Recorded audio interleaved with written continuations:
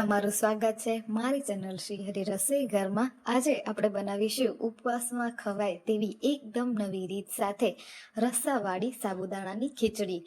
તો આ રેસીપી એક વખત તમે જરૂરથી ટ્રાય કરજો ઘરે। માત્ર 5 જ મિનિટમાં બની અને રેડી થઈ જતી હોય છે। તેની સાથે જ ખાવામાં એટલી ટેસ્ટી અને ચટપટી પણ લાગે છે। તો ચાલો રેસીપી શરૂ કરીએ। તો સૌ પ્રથમ મેં અહીંયા સાબુદાણાને પલાળી અને લઈ લીધા છે। તેની સાથે જ 2 બાફેલા બટેટા લઈ લીધા છે। મેં 4 પીસમાં ટુકડા કરી અને ત્યારબાદ બાફ્યા હતા। તો તમે જોઈ શકો છો કે આપણા સાબુદાણા સારી રીતે મેશ થઈ રહ્યા છે। તેનો મતલબ છે કે આપણા સાબુદાણા એકદમ પરફેક્ટ છે આ ખીચડી બનાવવા માટે। હવે આપણે શાક સુધારતા હોઈએ એવી રીતે જ બટેટાના પીસીસ કટ કરી અને રેડી કરીશું। નાના નાના પીસમાં જ કટ કરવાનું રહેશે। હવે એક કઢાઈ આપણે ગેસ ઉપર મૂકીશું અને તેની અંદર તેલ એડ કરી દઈશું અને આનો વઘાર આપણે જીરા સાથે કરવાનો છે, એટલે જીરું એડ કરી દઈએ 1 ચમચી ભરીને। ત્યારબાદ મેં અહીંયા દાણાને ધોઈ અને ત્યારબાદ લઈ લીધા છે। તેની સાથે જ મીઠા લીમડાના પાન એડ કરી દઈશું અને દાણાને સારી રીતે સાતડી લઈશું। હવે આપણે તેની અંદર ટમેટા અને લીલા મરચાં એડ કરી દઈશું। ટમેટા એડ કર્યા બાદ પણ સારી રીતે સાતડી લેવાનું।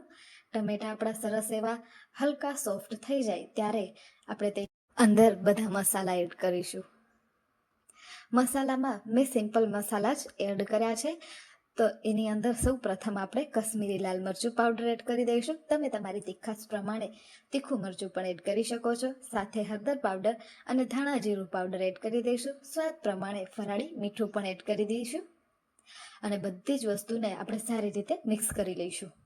મસાલા સરસ રીતે મિક્સ થઈ જાય એટલે હવે તેની અંદર બટેટાના રેડી કરેલા ટુકડા એડ કરી દઈશું। બટેટા એડ કર્યા બાદ બટેટા પણ સારી રીતે એવા મિક્સ થઈ જાય એટલે આ સ્ટેજ ઉપર આપણે પહેલાં પાણી નથી એડ કરવાનું, પહેલાં આપણે સાબુદાણા એડ કરવાના છે। સાબુદાણા અને બટેટામાં સારી રીતે મસાલો મિક્સ થઈ જાય ત્યારબાદ જ આપણે પાણી એડ કરવાનું રહેશે। તેનાથી જ ખૂબ જ સરસ ચટપટી એવી રસાવાળી આપણી સાબુદાણાની ખીચડી બની અને રેડી થશે।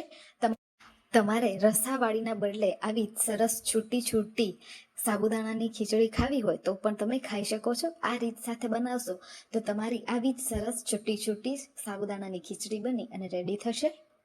હવે આ સ્ટેજ ઉપર આપણે 1 ગ્લાસ ભરી અને પાણી એડ કરી દઈશું અને પાણી એડ કર્યા બાદ સારી રીતે બધી જ વસ્તુને મિક્સ કરી અને 1 મિનિટ માટે ઉકાળી લઈશું। તો અહીંયા તમે જોઈ શકો છો 1 મિનિટ થઈ ગઈ છે, સારી રીતે ઉકળી ગયું છે। હવે આપણે ગેસની ફ્લેમને ઓફ કરી દઈશું અને ઉપરથી લીલા ધાણા એડ કરી દઈશું। આ જ સ્ટેજ ઉપર જ તમારે લીંબુ પણ નીચવી દેવાનું। તેનાથી ખૂબ જ સરસ એવી ચટપટી આપણી સાબુદાણાની ખીચડી બની અને રેડી થઈ જશે। તો અહીંયા ખૂબ જ ઓછી મહેનતમાં ઝટપટ બની અને સાબુદાણાની ખીચડી તૈયાર છે। તેને ગરમા ગરમ સર્વ કરો। તમને મારી આ એકદમ સહેલી રીત સાથે બનતી સાબુદાણાની ખીચડીની રેસીપી કેવી લાગી એ મને જરૂરથી જણાવજો। આજ માટે આટલું જ, ફરી મળીશું નવી રેસીપી સાથે।